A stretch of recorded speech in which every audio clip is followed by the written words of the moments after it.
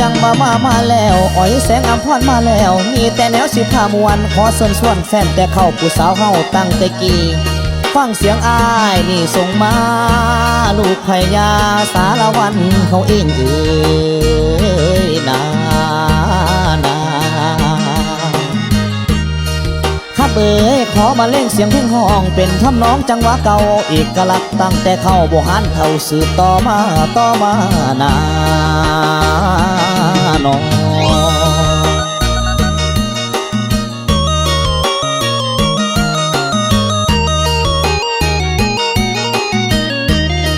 อินทวามาลาปงใหม่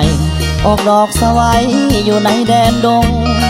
เสียงลำของอ้อยมันคงเอาสายตาส่งเพื่อความสัมพันธ์คู่นั้นเนาะสมกันดีคู่นี้ก็มาตรฐานมาเห็นสาวสารวัน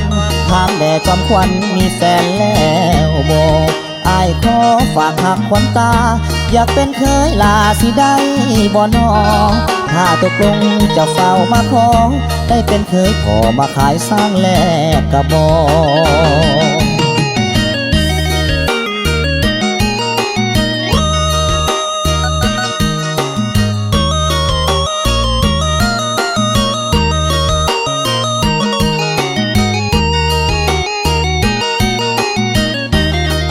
เกี่ยวกันสารวันเกี่ยวกันสารวันเกี่ยวกันไอ้นี่หักมันลูกสาวกลมมาดำไอ้นี่หักมันลูกสาวกลมมาดำโอ้ยน้อนา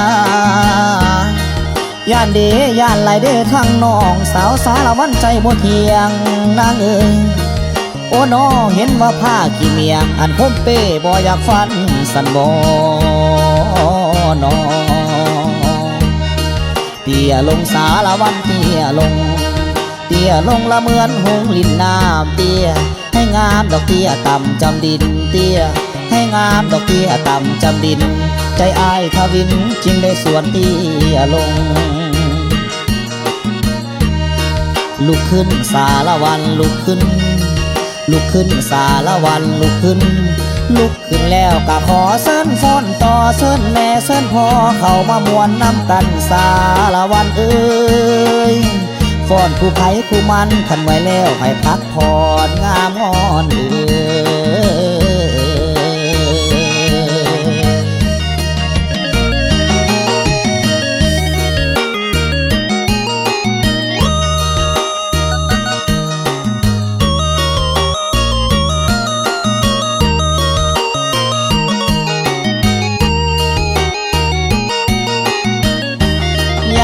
เคยทั้งกำกินดำนั่นเจ้านำสุ่มไปบางป่าเด้อว่าคุมบอนไอ้คุมบอนคือแค่เจ้าแกงหางน้ำสั่งไม่ขอไผ่เลี้ยนล้ำน้ำสั่งไม่ขอไผ่เลี้ยนล้ำน้ำเสโดนไหลลงจนน้ำเสโดนผู้ไหลลงจนหากน้องแต่โดนบ่งานเบาบ่งานว่า